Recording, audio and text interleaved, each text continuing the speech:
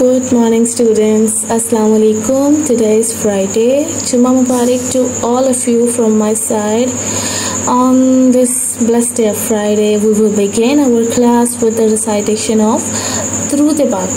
जैसा कि आप सब जानते हैं कि मैं क्लास में भी जुमे वाले दिन आप सबसे रिक्वेस्ट करती हूँ सब गर्ल्स से कि काइंडली एक मरतबा जो है वो दुरूद पाक को रिसाइट कर लें. So class recited once with मी.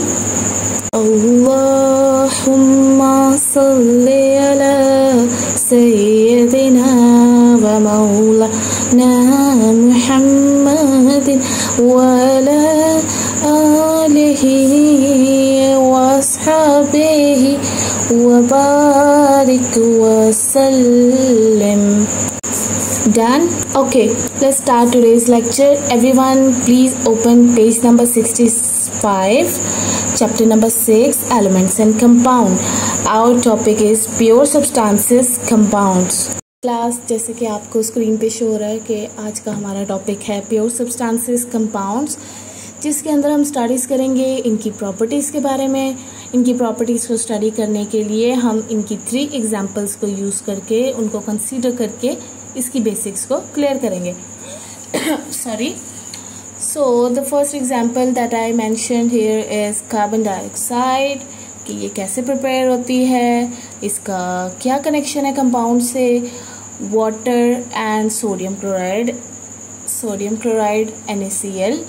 तो ये सब जो है मैं आज आपके साथ एक्सप्लेन करूँगी, आपको इसकी डिटेल्स शेयर करूँगी.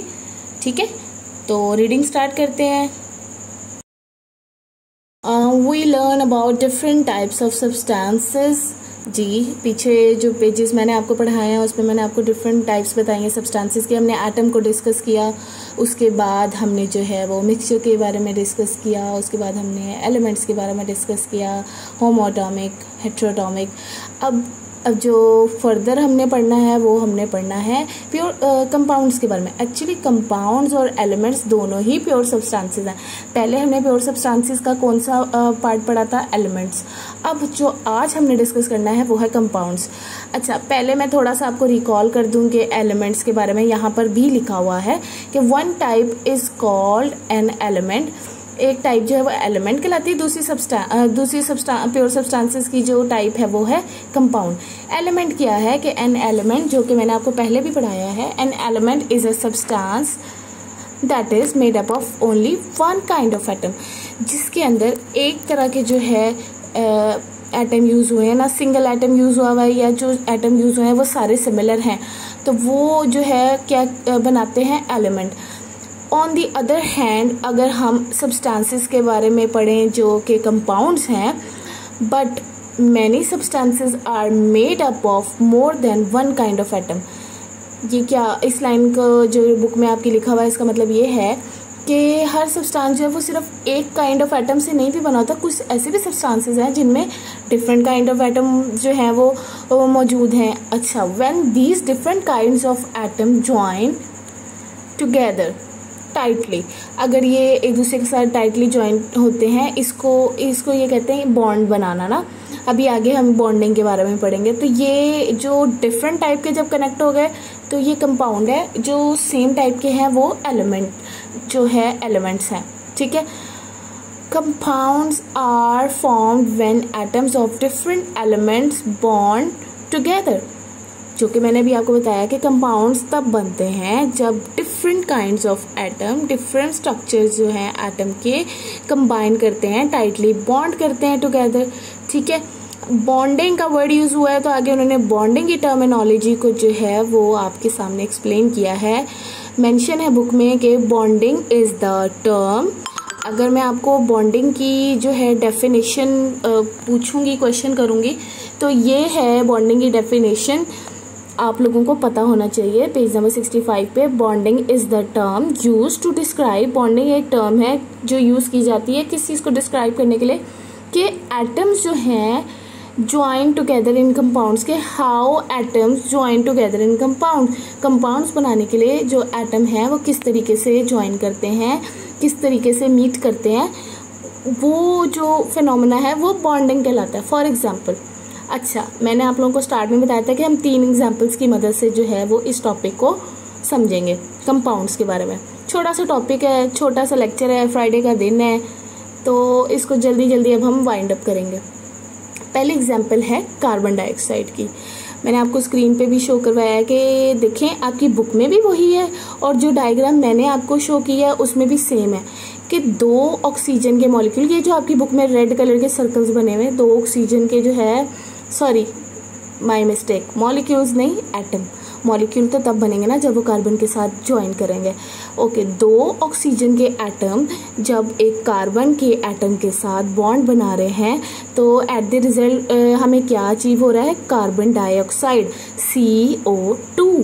ठीक है, आप देख रहे हैं कि एरो के आगे कार्बन का एक जो है एटम सेंटर में है और साइडों पे 2 ऑक्सीजन के एटम्स ने कार्बन के एटम्स के साथ बॉन्ड बना लिया है।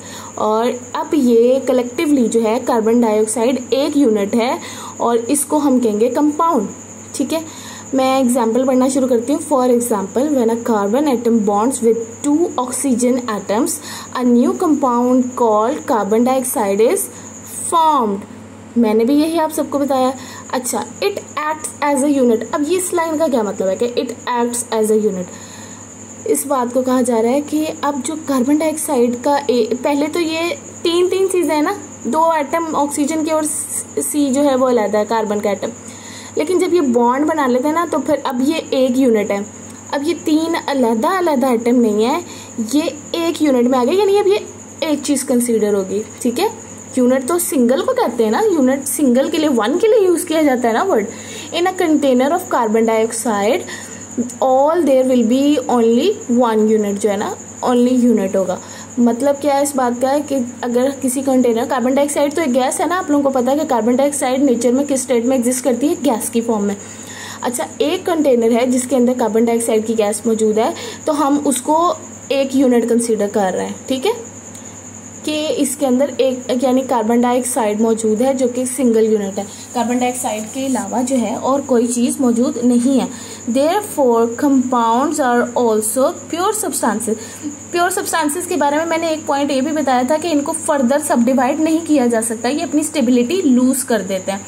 अच्छा, अगर मैं कार्बन डाइऑक्साइड को मतलब कि कार्बन डाइऑक्साइड एक यूनिट है, अगर हम इसको ब्रेक करेंगे तो ये फर्दर कार्बन डाइऑक्साइड नहीं कहलाएगा। ये पहली बात तो ये है कि ये जो बॉन्डिंग है ये इजीली ब्रेकेबल नहीं है, इसको आसानी से तोड़ा नहीं जा सकता। लेकिन अगर ये टूट जाएगी तो कार्बन डाइऑक्साइड की तो नेचर खत्म हो जाएगी, कार्बन डाइऑक्साइड फिर कार्बन डाइऑक्साइड नहीं रहेगा। ये 3 अलग एटम्स हो जाएंगे जो कि कार्बन, ऑक्सीजन और 2 ऑक्सीजन के एटम है। तो कार्बन जो है वो कार्बन डाइऑक्साइड स्टेबल फॉर्म में है बॉन्ड बना के ना। मैंने आपको बताया था ना कि कुछ एटम जो है वो अपने आप को स्टेबल करने के लिए जो है दूसरे डिफरेंट काइंड ऑफ एटम्स के साथ बॉन्ड बनाते हैं। ये वही फिनोमेना हो रहा है कि कार्बन डाइऑक्साइड में C ने 2 O के साथ बॉन्ड बना लिया। नेक्स्ट एग्जाम्पल की तरफ मूव करते हैं। अच्छा, यहाँ पर मेंशन किया गया प्रॉपर्टीज ऑफ कंपाउंड। कंपाउंड के बारे में तो हमने पढ़ लिया है कि डिफरेंट एटम्स कंबाइन करते हैं, ज्वाइन करते हैं, टाइटली बॉन्ड बनाते हैं और जो है वो एक सिंगल यूनिट के तौर पर जो है ना एग्जिस्ट करते हैं। अब फर्दर हमने क्या कहा, कंपाउंड्स का कॉन्सेप्ट क्लियर है, फर्दर इनकी प्रॉपर्टीज़ के बारे में पढ़ना है, ये कैसे होते हैं, ये क्या होते हैं। ठीक है, compounds have different properties than their combining atom. अच्छा, ऑक्सीजन एक एटम है, कार्बन एक एटम है, पहले एग्जाम्पल में ऐसे ही था ना, इनकी प्रॉपर्टीज़ अलग है। ऑक्सीजन कार्बन जो है वो असल में सॉलिड स्टेट में पाया जाता है। ठीक है, ऑक्सीजन जो है वो गैस है। ठीक है, लेकिन कलेक्टिवली कार्बन डाइऑक्साइड जो है वो एक गैस है, यानी कि इनकी प्रॉपर्टीज़, इनके जो कॉन्स्टिट्यूएंट है ना जिससे मिलके ये बने हैं, कोई भी कंपाउंड जो है उसकी प्रॉपर्टीज़ डिफर करेंगी अपने कॉन्स्टिट्यूएंट से। For example, water is a compound. Water जो है H2O एक हेट्रोटॉमिक मॉलिक्यूल है। हेट्रो का मतलब क्या था? डिफरेंट, यानी कि इसमें 2 हाइड्रोजन और 1 ऑक्सीजन है। तीनों ऑक्सीजन नहीं है, तीनों एटम ऑक्सीजन के नहीं है, 2 हाइड्रोजन के एटम है, 1 ऑक्सीजन का एटम है, ना ही तीनों एटम्स जो है वो हाइड्रोजन के। 2 डिफरेंट टाइप्स यूज की गई हैं, हाइड्रोजन और ऑक्सीजन, इस वजह से ये हेट्रो है। That can be seen and tasted. Seen and tasted की बात क्यों हो रही है? क्योंकि पानी जो है उसको हम देख भी सकते हैं, आप सब पानी को देख सकते हैं ना, और पानी को टेस्ट भी कर सकते हैं। वैसे तो पानी टेस्टलेस होता है लेकिन हम उसको पीते हैं ना।